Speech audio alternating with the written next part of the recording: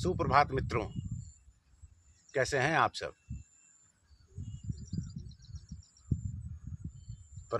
वर्षा के मौसम की पूर्व में अगर बरसात देखने का अवसर मिल जाए तो इस असह्य गर्मी से जो आनंद मिलता है उसकी व्याख्या कोई नहीं कर सकता।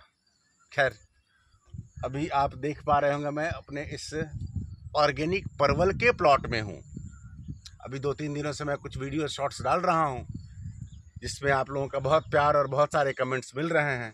उसी क्रम में आज मैं एक अपनी छोटी सी जानकारी साझा करता हूँ आपसे। इसमें देखिए, ये जो प्लांट आपको दिख रहा है, ये इसमें ढेर सारे फ्लावर्स अभी आए हुए हैं। हम सबको पता है कि परवल में मेल और फीमेल दोनों अलग अलग प्लांट्स होते हैं और इक्वल कॉम्बिनेशन में कुछ कुछ फीमेल प्लांट्स के बीच में मेल फ्लावरिंग के लिए भी पौधे को रखना पड़ता है। अब रीज़न ये है कि मेल फ्लावर होगा तब इसमें पॉलिनेशन यानी परागण की क्रिया होगी। परागण की क्रिया करने के लिए प्रकृति ने हमारे पास बहुत सारे माध्यम दिए हैं। मधुमक्खियाँ हो गई, तितलियाँ हो गई, लेकिन क्या करें, हमने दुर्भाग्यवश अधिक उत्पादन लेने के चक्कर में प्रकृति का सत्यानाश कर दिया। हमने इतना केमिकल छिड़का कि हमारे खेत में मधुमक्खियों और तितलियों ने आना ही छोड़ दिया। अब विकल्प क्या बनता है? विकल्प बनता है कि हमें अपने हाथों से पॉलिनेशन करना होगा। तो वो पॉलिनेशन करने की क्या विधा होती है, मैं एक छोटा सा क्लिप आपसे साझा करता हूँ। हो सकता है ये जानकारी बहुत सारे बंधुओं मित्रों के काम आ जाए। तो मैं सिर्फ जो ये फूल है वो तोड़ के और आपसे साझा करता हूँ कैसे करते हैं। ये मैंने एक फ्लावर तोड़ लिया।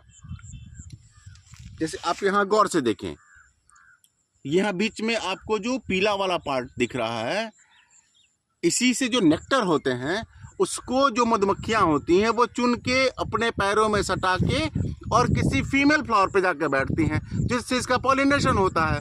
अब मधुमक्खियाँ तो खेत में बहुत आती नहीं हैं, तो करना कैसे होगा? तो अब मैं आपको ये बता रहा हूँ, जो इसके वाइट पार्ट्स हैं, जो बगल की सफ़ेद वाली झिल्ली है, हमें इसको एकदम सेफ रिमूव करना होगा।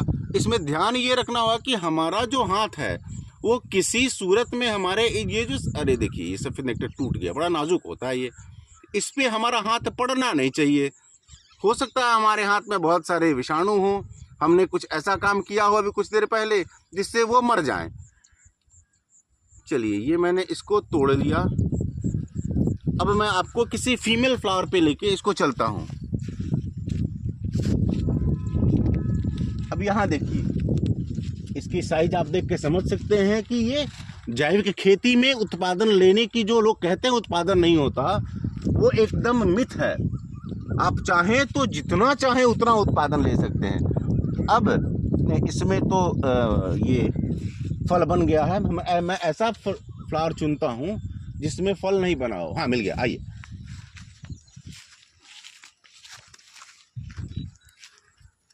अब आप देखें, ध्यान से देखिए। अरे वाह, इसमें एक छोटी सी मधुमक्खी है। खैर, जो भी हो, मैं एक आपसे सिर्फ जानकारी साझा कर रहा हूँ। तो देखिए, इसमें अब ये इसका जो येलो वाला पार्ट था इस मेल फ्लावर का, इस मेल फ्लावर के येलो पार्ट को कुछ नहीं करना आपको। इसके जो नीचे बीच में जो इसका पार्ट है, जो मध्य है, उसमें इसको बस सटा के चल देना है। ये हो गया हमारा काम। एक फ्लावर से हम 4 से 5, कहीं कहीं अगर उसकी साइज, नेक्टर की साइज बड़ी हो तो कम से कम 10 फ्लावर को पॉलिनेट करा सकते हैं। तो ये छोटी सी जानकारी थी मेरी तरफ से। जितना ज्ञान मुझे है मैं आप लोगों से साझा करने का प्रयास करता हूँ। और अंत में आप सबसे निवेदन करता हूँ कि मित्रों, इतनी विषाक्त चीज़ें हमारे सामने आ गई हैं। हमारा जो भोजन है वो इतना विषाक्त हो गया है कि हम प्रतिदिन दिन की शुरुआत केमिकल से करते हैं और दिन का समापन भी केमिकल पे करते हैं।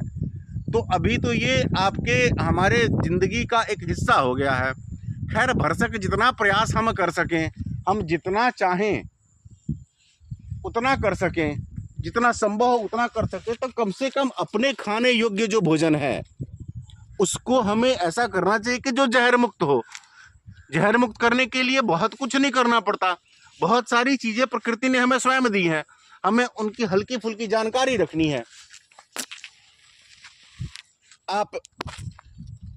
मैं मेरे माध्यम से या अन्य सारे जितने जानकार भारतवर्ष में बहुत सारे ऐसे कृषि ऋषि हैं जिनकी कई सारी वीडियोज, कई सारे, अभी तो सरकार ने भी बहुत सारी मुहिम छेड़ी हुई है।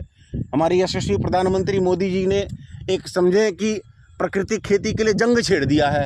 आप कई सारे वीडियोज, कई सारी पुस्तकें का अवलोकन करके और अपने लिए विषाक्त भोजन से मुक्त हो सकते हैं। तो इन्हीं सभी आग्रह के साथ मैं आप सबों को नमस्कार करता हूँ। बहुत बहुत धन्यवाद आपका।